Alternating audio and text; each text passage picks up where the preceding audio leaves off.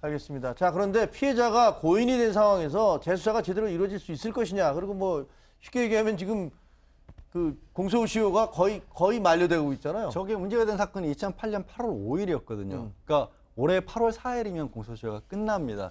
게다가 지금 이 말씀하신 것처럼 그때 당시에 일차적으로 소환 조사 같은 것이라도 있었다면 기록이라도 남아 있으니까 그 사이에 조사를 해서 기소를 한다든가 하는 것도 가능할 수는 있겠습니다만은 아예 초동 수사가 뭐 경찰 단계에서 어느 정도 됐다고 하지만 안 이루어져 있어서 과연 이게 가능할 것인지. 그래서 청와대 국민청원 게시판 같은데 서둘러 달라라는 국민들의 청원도 있긴 하지만 말씀드린 것처럼 이 과거 사회의 조사 이 방점이 일단 당시 검찰 수사 과정의 문제점이 있다 보니까 과연 이것까지 가능할 수 있을지는 좀 의문입니다. 근데 재수사까지 하겠다고 저렇게 공식적으로 밝혔는데 나중에 뭐 결국은 아무것도 못 밝혀냈다 그럼 그것도 상당히 큰 부담이나 비난의 소지가 되지 않을까요? 그런데도 불구하고 어쨌든 들여다보겠다라는 것이고 그 다시 한번 말씀드리지만 이제 검찰이 문제가 있는지가 있다면 이게 뭐 사람의 문제일 수도 있고 시스템의 문제일 수도 있지만 그 부분을 개선을 해 나가겠다는 게 검찰의 제가 볼 의혹이죠. 때는 검찰 수사에 어떤 잘못이 있는가 프로세스에 그러니까 누구를 부를 사람 안 부르고 뭔가 압수수색 할 거 안 하고